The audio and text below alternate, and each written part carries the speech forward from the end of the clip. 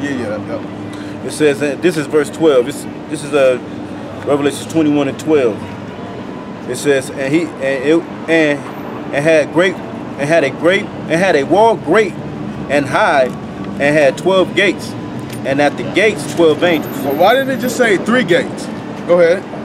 And names written thereon, which are the names of the 12 tribes of Israel. Of the 12 tribes of Israel. This is prophetically talking about in the kingdom. You know, you're gonna have 12 gates. You know, now why wouldn't it just say it's gonna be 3? You know, because you know all of Israel is gonna be gathered. What it's gonna say in the kingdom? In the memory of the other 11? Right. Tribes.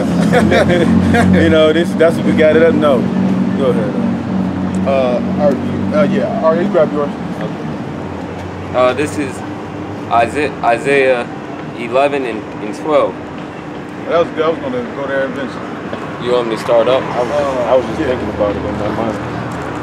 I'll start from 10. Isaiah 11 and 10.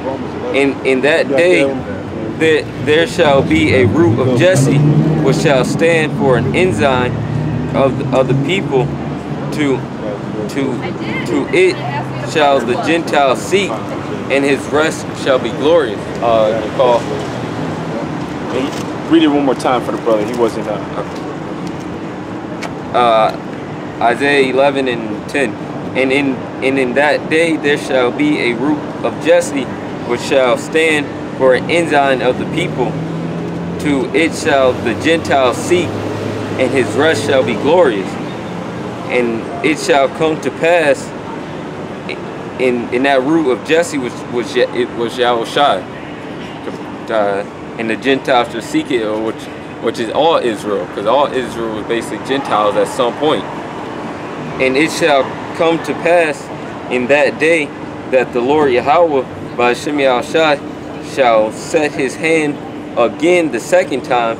The first time was in Egypt, to recover the remnant of his people, which this is all his people, the northern and southern tribe, which shall be left from Assyria and from Egypt and from Pathros. Can you one verse before that? Okay. Okay. I'll just read it all over again. Isaiah 11 and 10. And in that day there shall be a root of Jesse, which shall stand for an ensign of the people. To it shall the Gentiles seek, and his rest shall be glorious.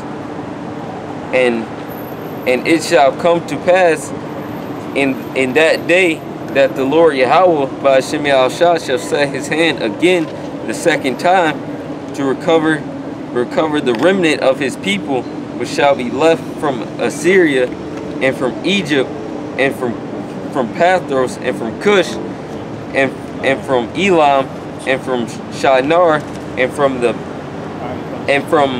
Hamath and from the islands of the sea. And he shall set up an ensign for the nations, and shall assemble the outcasts of Israel, and outcasts of Israel. Go ahead. And gather together the dispersed of Judah. So this is again, we're going to be gathered together. You know, so it's not talking about, you know, it's just going to talk about, you know, the southern tribe. You know, and really the Romans 11, you know, was going to get into that. That whole chapter, you know, cuts all of that as well. You know, there's so many slicing and dicing, you know, with this, you know, this whole basically false doctrine, you know, that it has no legs to stand on whatsoever. You know, precept upon precept, and it's funny that the guy brought that up. You know, because apparently he hasn't went precept upon precept, line upon line, here a little and there a little. Because if he did, he'd understand that. He was trying to sound good. He was just trying to sound good. From the four corners of the earth, the envy also of Ephraim shall depart. So the four corners of the earth, meaning the whole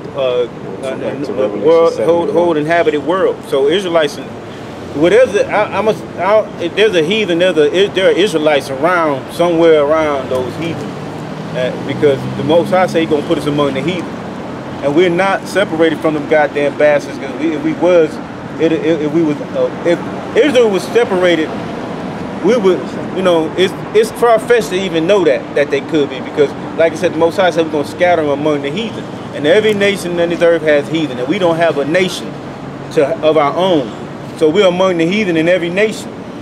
That's the only way I can explain it. God, and it says in the four corners of the earth, right? When you go back to Revelation 7 and 2 on down, it says, hold back the four winds until the Lord have sealed up his elect in their foreheads, you know? Don't play them nuclear destruction. The, All right. You got more? Yeah. which represents the four corners of the earth. The envy also of Ephraim shall depart, and the adversary of Judah shall be cut off. Ephraim shall not envy Judah, and Judah shall not vex Ephraim. That was it. That's it. I got one. Which one is this? Is James? Okay, that's good. We got scared. Yeah, 12 tracks scared. Can you grab that? Yeah. This is James 1 and 1. James, a servant of the Most High and of the Lord Yahushua Hamashiach, to the 12 tribes which are scattered abroad, greeting. You know, hey, that's simple and plain. You know what I'm saying? James, who was the brother of Yahushua, you know what I'm saying? Hey, I mean, I think he would know. Why would he write, you know, to the 12 tribes scattered abroad? Just like it's saying Revelations, dealing with the 12 gates, who James was addressing his letter to, applies to those same 12 tribes that are, you know, that's going that the gates are going to be written on in the kingdom. Those are the same people, those same 12 tribes. You know what I'm saying? So like I say, that's simple and plain and to the point that the nation of Israel, you know, makes up 12 tribes, not 1, not 3. You know what I'm saying? Not 6, but 12. Period. You know. Grab that one. Can you grab This is Romans 11 and 2. I get that later. Romans 11 and 2, which says, Yahweh have not cast away his people, which he foreknew. Okay, so this is the whole topic. You know, is the Most High done away with the nation of Israel? Now, why would he say that? Because there had to be a misconception that, you know, the Most High wasn't dealing with the 10 tribes. Go ahead. What? You want somebody else to get that? Right? Ye not. Let me read it again. Yahweh has not cast away his people, which he foreknew. What ye not? What the scripture saith of Elias, how he maketh intercession to Yahweh against Israel, saying, Lord, they have killed thy prophets and digged down thy altars, and I am left alone, and they seek my life. But the scripture said he has not cast away his people, which he foreknew. So it's not just only Judah. He says all his people who are Israelites, who are the blacks, Latinos, and Native Americans only, not the gutter ass over there in Israel. They stole our nation, and we're going to redeem it back. I had to give that to the heathen who think we on their team. Come on. And so he foreknew. So who he knew from the beginning, who he always knew, who he made. Juvenile. So he foreknew the Most High is not going to cast away his people. Let me give you that. That's Isaiah 45 and 17. It says, but Israel shall be saved in the Lord with the everlasting salvation. You shall not be ashamed nor confined at world without end. So it's not going to stop. Israel is always going to be part of the Lord's elect people of the whole world, and he don't have a number 2. He only has his favorite is Israel, and it's not going to be a second, third, fourth. But he gonna make Edom last. Right. So he got the top and he got the bottom. You know, so it's no differential in that bottom and top. It's nothing close to it. It's no difference between. It's not no difference between like him, the good. Which is Israel, which we're going off at this point, and the wicked. Because right now, ain't we the bottom of the earth right now? You know. So the only thing different is gonna be is it's gonna flip. Everything's gonna turn right side up. We're gonna be standing on our feet, not our head. Because right now we're on our head at this point. We can't think. I really can't think right now, but we can't think in at the moment, you know. So because we always bombarded with bullshit, and we continuously being they actually ramping up fucking Jacob and the media, where they actually showing it a lot. So to make us tremble, we fear all the day long. Don't know. Some people don't know their life's gonna be on. Some people don't know what's the next day gonna be. It's all Satan always jumping in the mix.